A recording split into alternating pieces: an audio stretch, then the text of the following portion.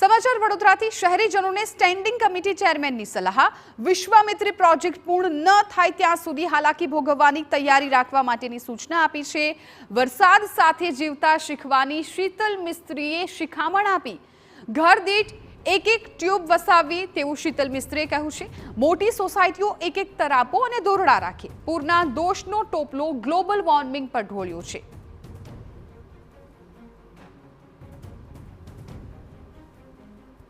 આમ કોઈ તમે પ્રોજેક્ટ લો તો એને વર્ષ બે વર્ષ આરામથી લાગતા હોય છે, પરંતુ ક્લાઇમેટ ચેન્જના લીધે જે હેવી વરસાદ પડતો હોય છે એમાં નાગરિકોએ પણ ફક્ત તંત્ર પર આક્ષેપ મૂકવાના બદલે થોડું આપણે પણ તૈયારી કરીએ, જેથી કરીને આપણે પણ સેફ રહીએ। એ ઘરમાં એકાદ ટ્યુબ રાખીએ કે સોસાયટી મોટી સોસાયટી હોય તો એકાદ તરાપાની વ્યવસ્થા કરે કે ઇમરજન્સી લાઇટ રાખે કે દોરડા રાખે।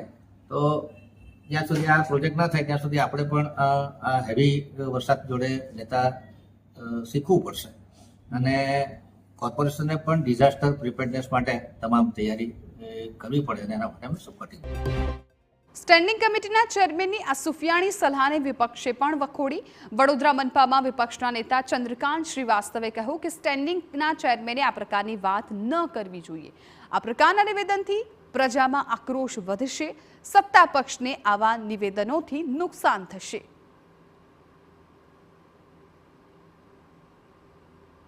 કોઈ બધું રાખવાનું હોય તો પછી બધી છૂટ આપી દો। નાગરિક જ પછી તમારે બિલ્ડિંગ પરમિશન માટે બી શું કામ આવે? કોર્પોરેશનનો ટેક્સ બી શું કામ ભરે? જો ટેક્સ લીધા પછી તમે જો આવું બોલતા હોય એટલા એનો મતલબ એ થયો કે તમને જે જગ્યા પર બેસાડ્યા છે તમારી પાર્ટીએ એ જગ્યા પર બેસવા માટે તમે યોગ્ય। તો વડોદરામાં જે રીતે પૂરની સ્થિતિ સર્જાઈ હતી, લોકોને પારાવાર મુશ્કેલીનો સામનો કરવો પડ્યો હતો અને એ પરિસ્થિતિ વચ્ચે હવે સ્ટેન્ડિંગ કમિટીના ચેરમેનનું નિવેદન આવ્યું છે। શીતલ મિસ્ત્રીએ કહ્યું છે કે હવે વરસાદ સાથે જીવતા શીખવાની જરૂર છે અને સાથે પણ એવી સલાહ આપી કે ઘર દીઠ એક ટ્યુબ વસાવી લેવી જોઈએ। મોટી જે સોસાયટીઓ છે ત્યાં એક તરાપો અને દોરડા રાખી દેવા જોઈએ અને હવે જે આખું પૂર વડોદરામાં આવ્યું હતું એનો દોષનો પોટલો તેઓ ગ્લોબલ વોર્મિંગ પર પણ ઢોળતા દેખાયા હતા। ક્લાઇમેટ ચેન્જના કારણે આ પૂર આવ્યું હોવાની પણ તેમણે વાત કરી હતી।